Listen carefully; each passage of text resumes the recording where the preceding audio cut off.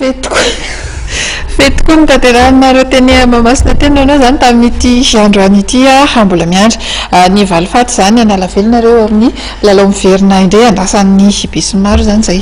Inona fa efa ho tsara ny ekipan'ny mpanentana amin'izay lalao miverina izay satria hozarina mandaka baolina matetika mihitsy ireo izay mbola tsy nandaka izany dia tenaina zany fa dia mbola vonona zahay hiatrika ny lalao miverina.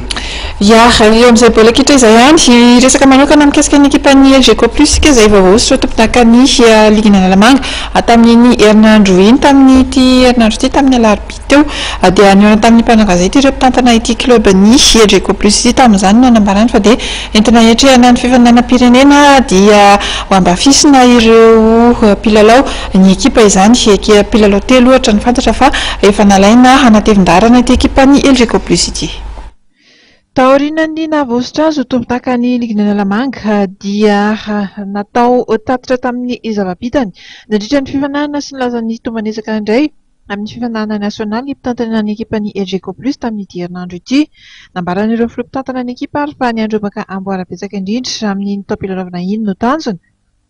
Hoentina manatanteraka izany fanampy izany dia naka mpilalao 3 avao ny ekipa nampy azy ireo dia Inody avy amin'ny Excelsior Vatsila Union, i Blaise avy amin'ny EFC ary i Huidre avy ao amin'ny Akademiny Antsika. Ankoatra azy telo lahy dia efa nisy mpilalao zandry latsaka ny roapolo taona ihany koa izay nalaina teny ampiandohan'ny fifanana teto Analamanga. Ny fahaiza-manaon'ireo mpilalao betraka efa sy ny efa azotson'ireo mpilalao zandry moa dia ampiarahan'ny mpanazatra eo anivon'ny LGK Plus ity mba hampahomby ny tetika apetraka. Zaevina fa noromban'ity ekipa ity nambaran'ny Madagasikara ny taona 2024 tompon-daka lefitra kosa izy tamin'ny sehatra nasionaly izay ihany. Mampiavaka ny ekipan'ny LGK Plus ity ny fiara-miasa matotra misy eo amin'ireo filompitantana miisa 4 sy ny mpanazatra 2 ao aminy.